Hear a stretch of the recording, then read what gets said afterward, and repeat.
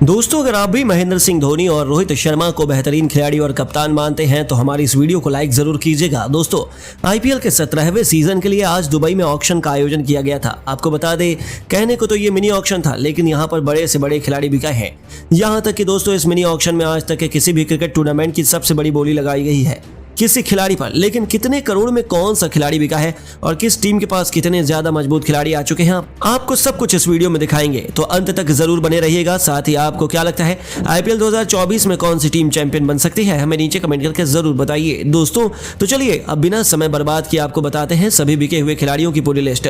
तो Indian premiere league 2024 की mini नीलामी में पहली बोली रोमन पॉवेल पर लगी। उनके लिए राजस्थान रॉयल और कोलकाता नाइट राइडर्स के बीच बोली की जंग शुरू हो गई है। नीलामी के पहले सेट में, जिसमें कैप्ट बल्लेबाज शामिल हैं, पहले खिलाड़ी वेस्टइंडीज के टी20 कप्तान रोमन पॉवेल रहे, जिनका बेस प्राइस 1 करोड़ था। राजस्थान ने शुरुआती दौर में 7.4 करोड़ रुपए में विंडीज बल्लेबाजों को खरीदा, लेकिन पैट कमिंग्स ने इतिहास रच दिया। उन्हें आईपीएल इतिहास की सबसे बड़ी बोली 20.50 करोड़ की बोली के साथ एसआरएच ने खरीदा। इसी के साथ वो आईपीएल इतिहास के सबसे महंगे खिलाड़ी भी बन गए। श्रीलंका के धाकड़ ऑलराउंडर वानिंदा हंसारंगा को 1.5 करोड़ रुपए की भारी भरकम कीमत पर हैदराबाद ने अपना बनाया। इसके बाद बारी आई हजमतुल्लाह ओमर जई की। अफगानिस्तान के इस उभरते हुए खिलाड़ी पर गुजरात ने दाव खेला और उन्हें 50 लाख रुपए के बेस प्राइस पर ही यह उभरता हुआ सितारा नसीब हो गया। पर अफ्रीका के धाकड़ गेंदबाज गेरोल्ड कोएट्जे, जिसके लिए अंदाजा लगाया गया था कि उन्हें 10 करोड़ रुपए से भी अधिक की कीमत हासिल हो सकती है, उन्हें 5 करोड़ रुपए में 5 बार की आईपीएल चैंपियन मुंबई इंडियंस ने चेन्नई और लखनऊ को परास्त करते हुए अपना बनाया। और काफी कम कीमत पर मुंबई ने एक बहुत बड़ा खिलाड़ी अपने खेमे में शामिल कर लिया। बल्लेबाजों की सूची में अगली बारी आई हैरी ब्रुक की। पिछले ऑक्शन में उनकी किस्मत चमकी थी, लेकिन इस बार उन्हें दिल्ली ने केवल 4 करोड़ रुपए ही दिए।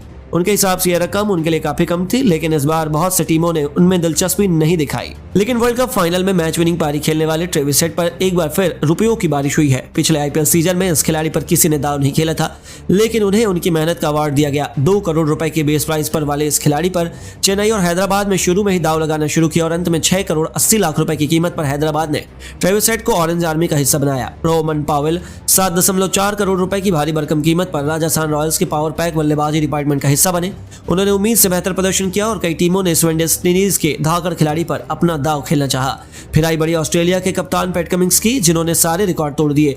टीमों ने उन पर पानी की तरह पैसा बहाया और चेन्नई, मुंबई, हैदराबाद, बेंगलुरु चारों दिग्गज टीमों ने उन पर बोली लगाई। लेकिन अंत में हैदराबाद ने उन्हें अपना बनाने के लिए आखिरी बाजी खेल दी। 20.5 करोड़ रुपए की कीमत पर कमिंस अब ऑरेंज आर्मी को लीड करते हुए नजर आएंगे। भारत के खतरनाक ऑलराउंडर शार्दुल ठाकुर पर कई टीमों ने दाव खेला, लेकिन चेन्नई के आगे किसी की एक न चली। 2 करोड़ के बेस प्राइस वाले इस खिलाड़ी को धोनी की पलटन ने न केवल 4 करोड़ रुपए में अपना हिस्सा बना लिया, यानी कि यह उनके लिए सोने पर सुहागा था, लेकिन उन्हें कोसों पीछे छोड़ते हुए हर्षल पटेल ने उनसे लगभग 3 गुना अधिक की रकम पर वसूली। 2 करोड़ रुपए इस खिलाड़ी का बेस प्राइस था और उनके ऊपर पहले बोली गुजरात ने लगाई।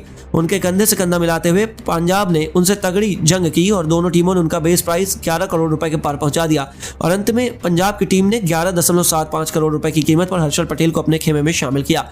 न्यूजीलैंड के उभरते हुए सितारे सचिन रवीन पर चेन्नई ने दाव खेला और केवल 1.80 करोड़ रुपए की छोटी सी कीमत पर सचिन अब धोनी की सेवा से एक मजबूत पहरेदार बनने चले गए।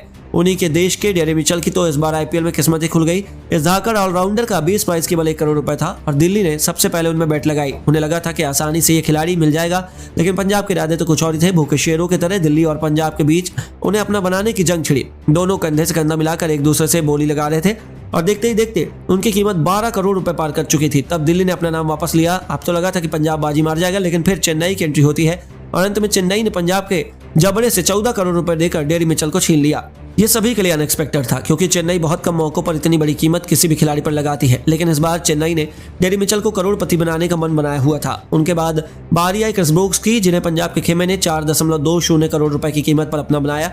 यह उनके लिए एक बेहतरीन डील साबित हुई। वहीं उनकी दूसरी तरफ अफ्रीका के उभरते हुए बल्लेबाज ट्रिस्टन स्टब्स को केवल 50 लाख रुपए की कीमत पर दिल्ली ने अपना बनाया और भारत के स्टार बल्लेबाज के एस भारत को भी 50 लाख रुपए की कीमत पर दिल्ली ने चुरा लिया। यहाँ तक कि बाएं हाथ के धाकड़ गेंदबाज चेतन साकरिया भी केवल 50 लाख रुपए में दिल्ली का हिस्सा बने। ये सबसे बड़ी और फायदेमंद डील दिल्ली के लिए लग रही थी। और उसके बाद तेज गेंदबाजों की सूची में अल्जारी जोसेफ ने अपनी कीमत से हर किसी को हैरान कर दिया। 1 करोड़ के बेस प्राइस वाले इस खिलाड़ी को दिल्ली से लेकर चेन्नई, लखनऊ से लेकर बेंगलुरु ने अपने खेमे में शामिल करने के लिए एड़ी चोटी का जोर लगा दिया।